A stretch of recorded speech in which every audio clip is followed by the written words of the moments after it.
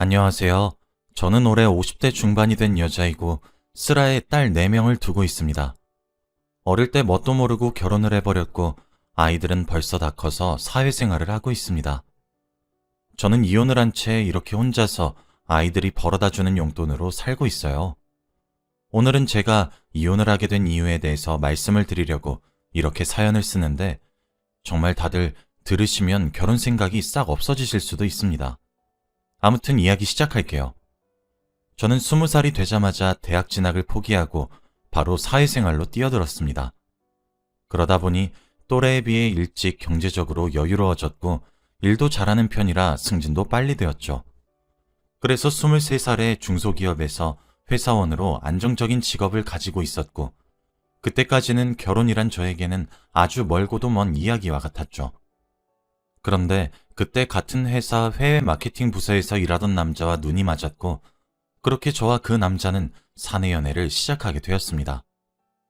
그 남자는 저와 무려 8살이나 차이가 났고 직책도 워낙 높아서 처음에는 단순한 선후배 관계로 친하게 지냈지만 시간이 지날수록 저희의 사이는 깊어졌죠. 오빠는 해외 부서에서 일을 하다 보니 외국으로 출장을 가는 일이 자주 있었고 한 달에 길면 3주 정도는 한국에 없었어요. 사람들은 몸이 멀어지면 마음도 멀어진다고 하지만 저희는 더 볼 수 있는 시간이 줄어들수록 더 애틋해졌죠.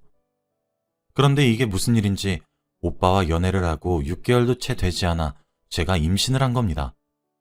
저는 당시 23살로 어린 나이였고 아직 부모님은 제가 연애를 하고 있는 사실조차 모르시는데 어떻게 이 일을 해결해야 할까 두려웠죠.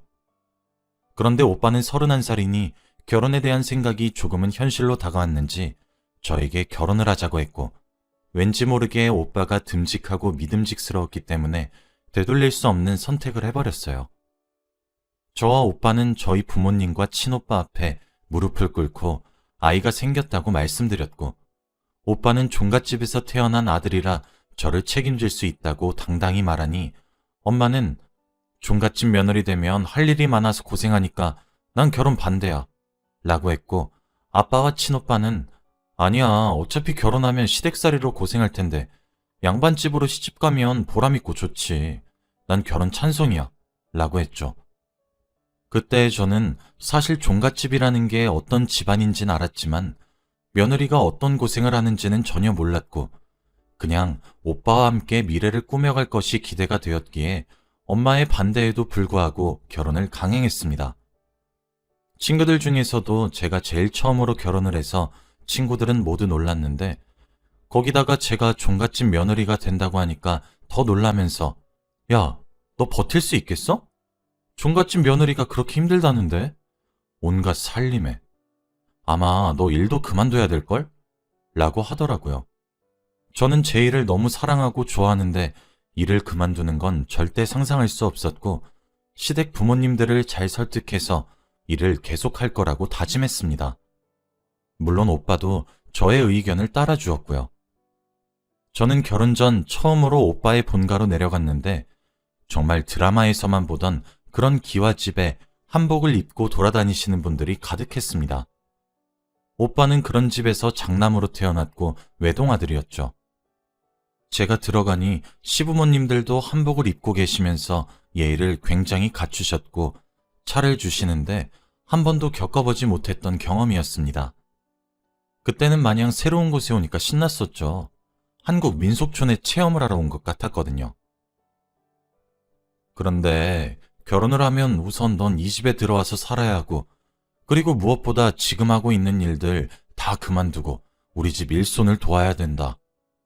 아니요, 저 일 계속 하고 싶습니다.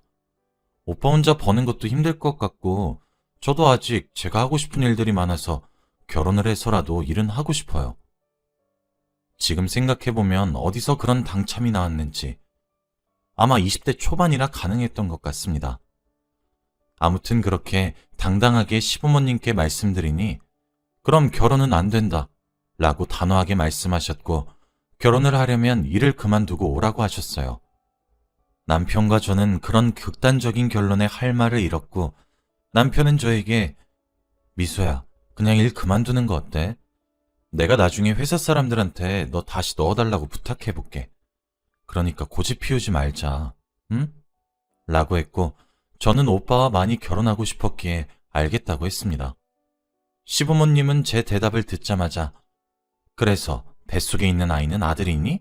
라고 물어보셨고 저는 아직 병원에서 알 수 없다고 했지만 저는 딸을 낳고 싶어요. 라고 했죠. 어디서? 우리 집 대를 이으려면 네가 아들을 낳아야지. 아들을 낳지 못하면 난 너를 절대로 며느리로 인정 못한다. 라며 갑자기 언성을 높이시며 말씀하셨어요. 시부모님들은 아들을 낳아야 진정한 이집 며느리라고 굉장히 강조하셨습니다. 결국 어쩔 수 없이 저는 주눅이 든 채로 아들을 꼭 낳겠다고 말씀을 드리고 결혼 허락을 받을 수 있었죠. 저는 임신한 상태라 배가 더 나오기 전에 최대한 빨리 결혼식을 올렸는데 남편 측에 엄청나게 많은 가족분들이 오셨고 결혼식은 정말 인사만 돌리다가 시간이 다 간 것 같습니다. 아무튼 드디어 결혼을 하고 안정적인 가정이 생기니까 굉장히 기분이 좋았고 일도 그만두었으니 편하게 있을 수 있다고 생각했어요. 저는 시댁에서의 첫날에 아침밥을 준비하려고 새벽 6시에 일어났고 그때는 나름 이른 시간이라고 생각했기에 시어머니께 칭찬을 받을 줄 알았죠. 부엌으로 가니 시어머니가 너 왜 이렇게 늦게 와? 이런 일을 내가 해야겠니? 빨리 이것 좀 묻히거라. 라며 저에게 일거리를 주셨고 저는 그날 수십 가지의 나물을 무치면서 아침밥을 차렸습니다. 아침밥을 차리기 위해서는 며느리는 새벽 4시 반에 일어나야 한다더군요. 그에 비해 저는 굉장히 늦게 일어난 편이라고 하셨죠. 그래도 일찍 일어나는 일에는 점점 적응이 되었는데 남자들이 식사를 다 마치기 전까지는 여자들이 밥을 먹으면 안 됐고 저희는 남자들이 먹다 남은 반찬에 밥을 먹어야 했습니다. 저는 이런 가부장적인 곳에서 살 수 없다고 남편한테 말을 했는데 처음에는 내가 잘할게 라며 저를 다독여주더니 제가 계속 그러니까 그냥 우리 집이 그래. 종갓집 며느리면 이런 건 다 감수해야지 라며 제게 적응을 하라고 말했어요. 남편 말도 맞지만 그래도 임신을 하고 있는 제가 온갖 집안일을 다 하면서 하루를 보내니까 허리도 아파오고 온몸이 몸살 걸린 듯이 쑤셔왔습니다. 그래도 아들을 낳으면 조금 나아지겠지 라는 생각으로 아이를 낳았는데 딸이더군요. 저는 딸이라는 소식을 듣자마자 기분은 좋았지만 온갖 미움을 받게 될 아이가 너무 불쌍했죠. 역시나 집안의 어른들은 딸은 필요 없다. 얼른 둘째 가져. 에휴, 아들을 낳아야지. 라며 제가 지나갈 때마다 한마디씩 하셨죠. 저와 제 딸은 그렇게 온갖 미움을 다 받았어요.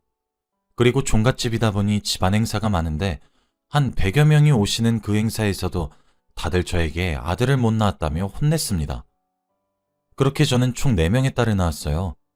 저도 이제 나이가 40이 넘었고 더 이상 자식을 낳을 수 없는 몸이 되었는데 어른들은 왜 아들을 못 낳냐며 혼내기 일쑤였습니다. 그런데 제가 혼나고 미움받을 때마다 남편은 외국에 나가 있었고 사실상 애들한테 아빠는 없는 거나 마찬가지였어요. 애들이 어릴 때 오랜만에 외국에서 돌아온 아빠를 알아보지 못한 적도 많이 있고 크면 클수록 애들이 아빠한테 낯을 많이 가리더라고요. 그리고 저희 딸들은 당연히 이 집에서 욕을 많이 먹으면서 자랐습니다. 딸들과 저는 눈칫밥을 먹으면서 살아왔고 하다못해 시부모님은 너희한테 주는 쌀도 아깝다 라고 하시면서 저희는 보리밥만 주셨죠. 그런 모습을 보고도 남편은 저희보다 시부모님이 먼저였는지 한마디도 하지 않더라고요.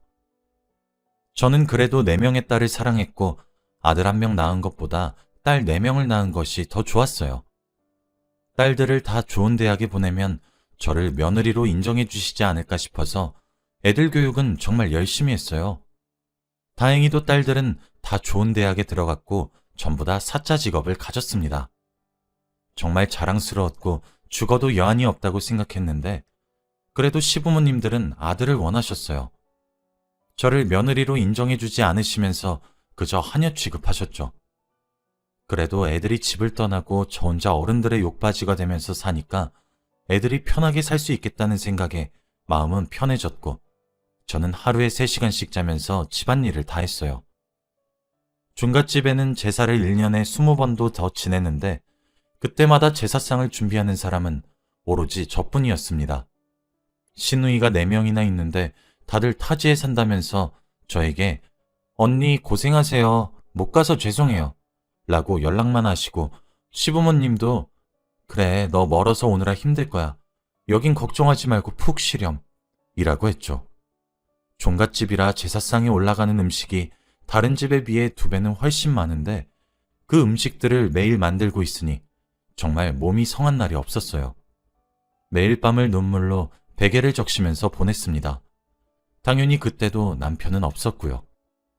얼마 뒤 남편이 오랜만에 집으로 왔고 같이 방에 누워있는데 남편이 저를 봐도 눈 한 번 마주치지 않고 바로 잠에 들더라고요. 저는 오랜만에 봤으니 이야기라도 나눌까 싶었는데 잠을 자버리니까 속상했습니다.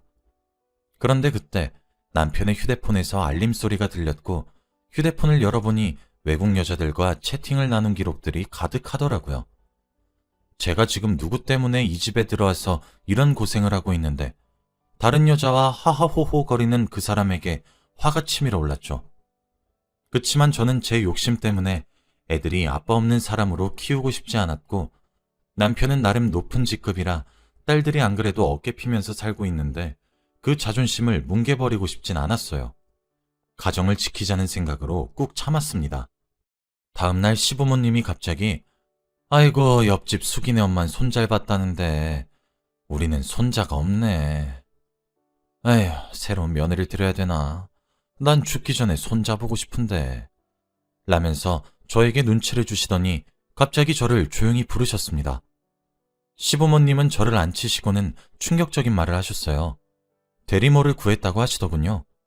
저는 너무 놀랐고 어떻게 그런 생각을 할 수 있냐고 반박했어요. 고집 피우지 마라.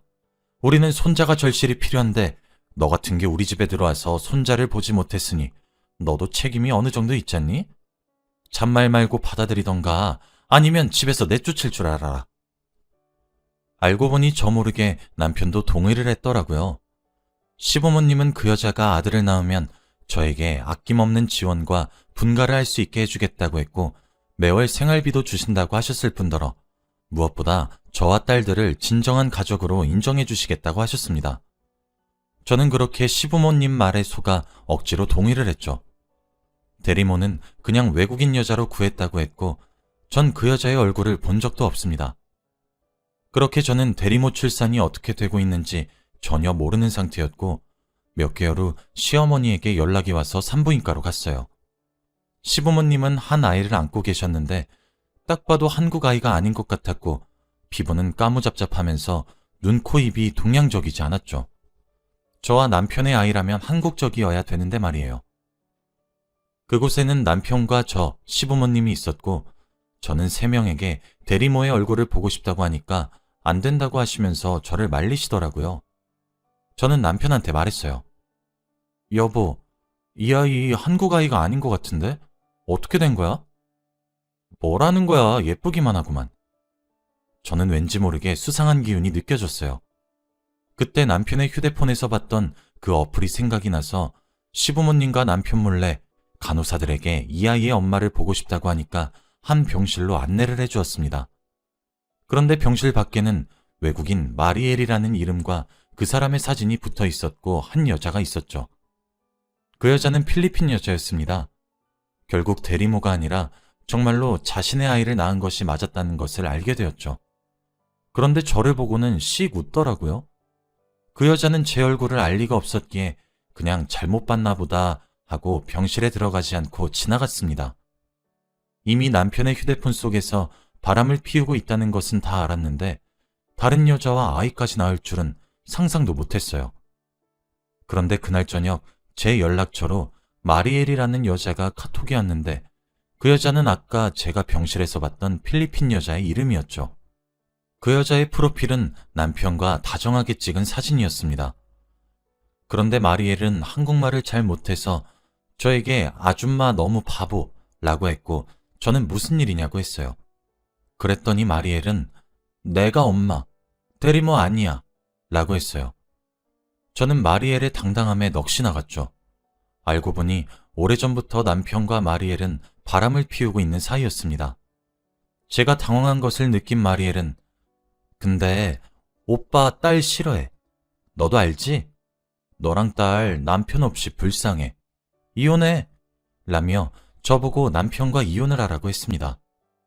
그때 남편 휴대폰에서 봤던 마리엘과 남편의 대화에서 마리엘은 어릴 때부터 폭력적인 가정에서 자라서 안정적인 가정을 꾸리고 싶다는 말을 했었습니다. 그 대화 내용이 기억이 나면서 마리엘이 제 자리를 노리고 있다는 것을 알게 되었죠. 마리엘은 안정적인 가정을 가지고 돈도 많이 벌고 싶어 했고 가족들도 많이 얻고 싶어 하는 것 같았습니다.